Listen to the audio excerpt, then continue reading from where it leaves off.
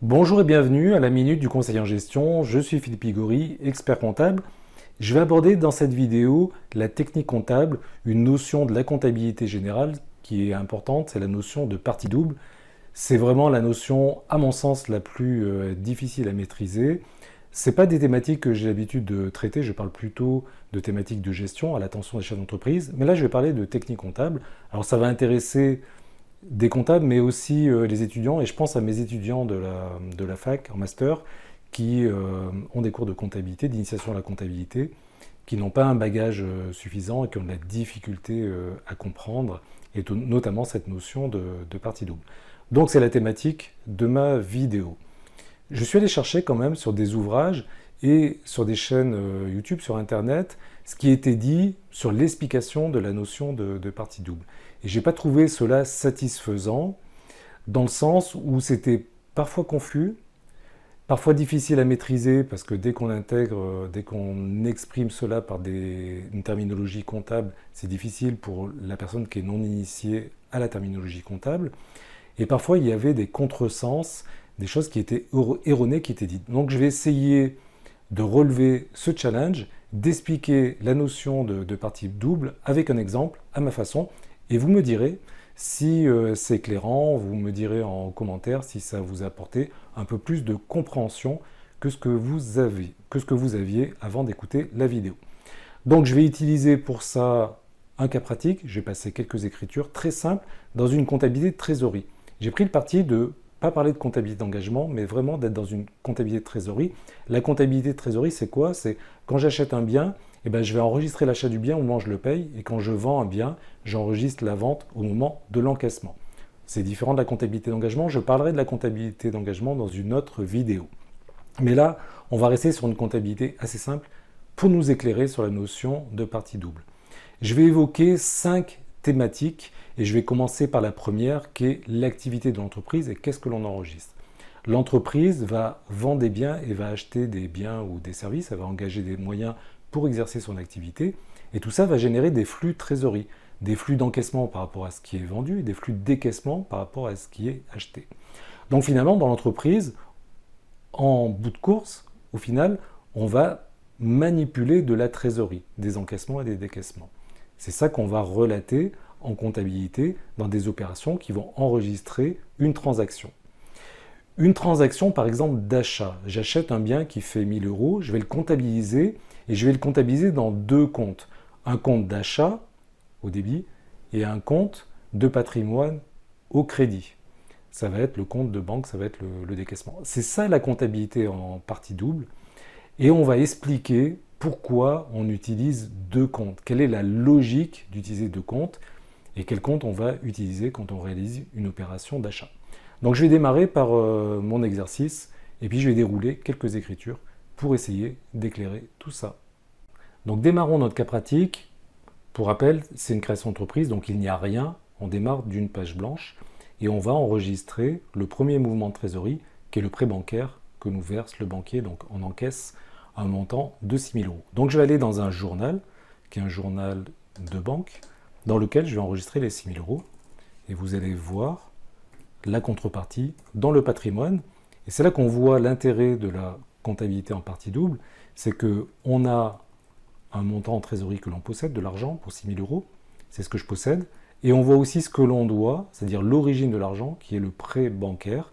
Et il y aura toujours un équilibre, c'est pour ça que vous avez matérialisé une balance, qui dit que tout ce qu'on a à gauche, on l'aura à droite. Alors sans parler de débit et crédit, bon, on sait que débit c'est à gauche et crédit c'est à droite, mais on va parler de gauche et droite, et vous avez des codes couleurs pour vous repérer. Donc tout ce qu'on va enregistrer dans les journaux, sur la colonne de gauche, va se reporter dans le bilan sur la colonne de gauche, va se reporter dans le compte de résultat sur la colonne de gauche, et tout ce qui va être à droite dans les journaux eh bien, sera à droite dans les documents que sont le compte de résultat et le bilan. Ça va être simple, c'est visuel, j'espère que ça sera intéressant pour illustrer tout ça. Donc dans cette comptabilisation, tout ce que je possède, je le dois à quelqu'un. Tout ce que je possède va être à l'actif ou alors en charge dans le compte de résultat. Si j'achète des marchandises, je les possède, même si c'est en charge. Et ce que je dois, je vais le retrouver au passif du bilan. La première notion était l'activité de l'entreprise avec l'enregistrement des transactions. La deuxième notion, c'est que ce que je possède peut être changé par autre chose, un autre bien. Ou alors ça va me permettre de rembourser une dette, de diminuer une dette.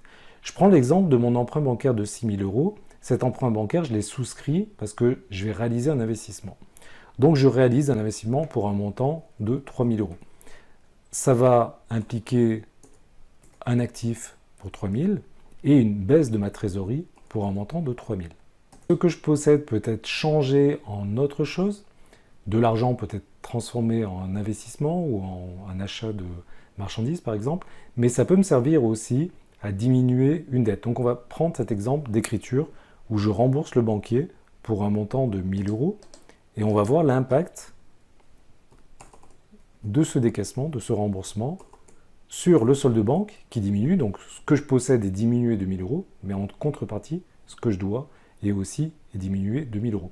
On voit qu'on a toujours l'équilibre entre le total à gauche et le total à droite. C'est un équilibre qui sera toujours là chaque fois qu'on passera une écriture. La troisième notion, c'est qu'il y a une dissociation entre l'activité, j'achète, je vends, et le patrimoine. Et c'est pour ça qu'on a deux outils que sont le compte de résultat et le bilan, avec des classes de comptes qui seront rattachées au compte de résultat, la classe 6 et la classe 7, et des classes de comptes qui seront rattachées au bilan, la classe 1 à la classe 5. Donc si je passe une écriture liée à un achat et une vente, on va voir l'impact sur le compte de résultat et le bilan. Et chaque fois que je vais comptabiliser, que je vais faire une opération d'achat, je vais comptabiliser un compte de charge à gauche, et en contrepartie, je vais avoir un compte de patrimoine à droite, qui va être la diminution de la trésorerie, dans notre exemple de comptabilité de trésorerie. Chaque fois que je vais enregistrer une vente, que je vais faire une vente, je vais comptabiliser un compte de produit à droite, une ressource, et la contrepartie, ça sera quelque chose qui va augmenter, que je vais posséder en plus, et qui sera de la trésorerie.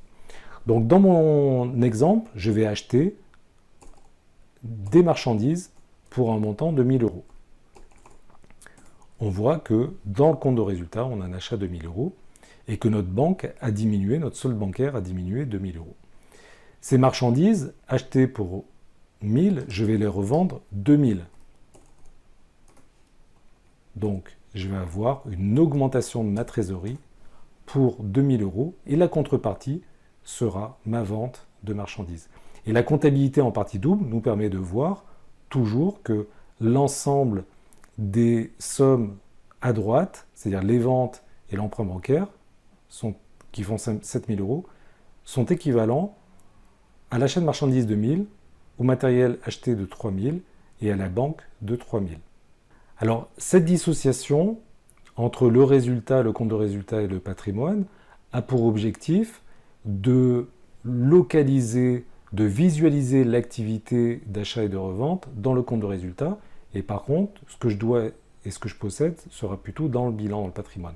On peut faire la comparaison avec un arbre fruitier, par exemple un cerisier, où le patrimoine sera représenté par l'arbre et la récolte, donc qui est l'activité, qui est le compte de résultat, sera représenté par les cerises qu'on va vendre. Donc on fait la récolte, on récolte les cerises, c'est un produit, on va le vendre et on va récupérer quelque part de la trésorerie qui va augmenter notre patrimoine. Donc à l'actif, on va retrouver de la trésorerie supplémentaire. On aura la correspondance au passif par l'intermédiaire du résultat. Notion numéro 4, déjà évoquée, c'est l'équilibre entre la colonne de gauche et la colonne de droite, l'équilibre entre les débits et les crédits. C'est pour ça que les journaux utilisés, achats, ventes, banque, opérations diverses, sont toujours équilibrés. C'est pour ça que le bilan est toujours équilibré. L'actif est égal au passif. Les grands livres sont également toujours équilibrés. Le compte de résultat va représenter l'activité sur la période de l'exercice comptable. Si j'ai un exercice comptable l'année civile, au 31/12 de l'année, je vais clôturer mon exercice comptable et au premier jour de l'année suivante, le compte de résultat sera remis à zéro. Le bilan, lui, c'est le patrimoine, ce que je possède et ce que je dois. Il va y avoir un lien entre les deux documents, parce que les documents sont dissociés. Là dans mon exemple, c'est présenté en colonne. Donc on voit que l'ensemble des sommes à droite du compte de résultat et du bilan font 7 000 € et sont identiques à ce qu'il y a à gauche. Mais dans les états comptable de l'entreprise, dans les comptes annuels, on va avoir un lien, parce qu'ils ne sont pas ensemble les documents, on va avoir le montant du résultat, qui est égal au produit diminué des charges, qui va être présent dans le bilan, au passif du bilan. Donc, visuellement, on aurait le résultat ici, dans les capitaux propres, et on aura un total de 6 000 en bas, et ici de 6 000. Donc, ça veut dire qu'il faudrait changer nos formules, puisque ça intègre la totalité des produits et des charges. Et en fait, dans notre bilan, on ne va pas retrouver la totalité des produits et des charges, mais on va retrouver la différence arithmétique entre les produits et les charges. Voilà, un total de 6 000. Maintenant, je vais aborder la dernière notion.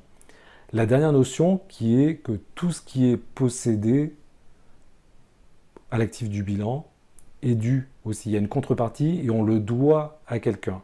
Et c'est ça aussi l'intérêt de la comptabilité en partie double, parce qu'on garde la traçabilité de ce qui est dû. Alors dans notre exemple, ce qui est dû à qui? Eh bien, on voit qu'au passif, on doit au banquier 5 000. Et on voit qu'on a du résultat à hauteur de 1 000. Mais on le doit à qui ce résultat? Eh bien, on le doit aux actionnaires, on le doit aux associés. On pourrait d'ailleurs, dans le cadre de l'affectation du résultat, distribuer du dividende et affecter aux associés ce résultat, ce qui se traduirait par une diminution de la trésorerie. Parlons maintenant de la fin de vie de l'entreprise. L'entreprise a un début qui démarre par une page blanche et elle peut avoir une fin de vie, un arrêt d'activité. Dans le cas d'un arrêt normal d'activité, une liquidation à l'amiable, on paye toutes ses dettes, je ne parle pas d'une liquidation judiciaire, je ne parle pas d'un dépôt de bilan, on va rembourser l'intégralité des dettes que l'on a et ce qu'il va rester, on va le payer, on va le rembourser aux actionnaires. C'est ce qu'on appelle le boni de liquidation. Et à la fin, on n'aura plus d'actifs, il n'y aura plus rien à l'actif, mais il n'y aura plus de passifs et on va retrouver notre page blanche. Dans notre exercice, si on avait à liquider l'entreprise, imaginons qu'on revende le matériel pour 3 000 € et qu'on ait de la trésorerie pour 3 000, ça fait 6 000, on pourra rembourser le banquier à hauteur de 5 000 et on pourra donner aux associés une somme de 1 000 € correspondant au résultat de l'exercice. C'est donc ça l'intérêt de la comptabilité en partie double. C'est elle qui permet d'avoir le compte de résultat, d'avoir l'activité dans le compte de résultat, le chiffre d'affaires qu'on a réalisé, les charges qu'on a engagées, la rentabilité positive ou négative. C'est ça qui permet d'avoir le patrimoine, ce que l'on possède et ce que l'on doit, ce que l'on possède actif, ce que l'on doit au passif. D'où vient l'argent et où va l'argent? J'aime bien cette expression.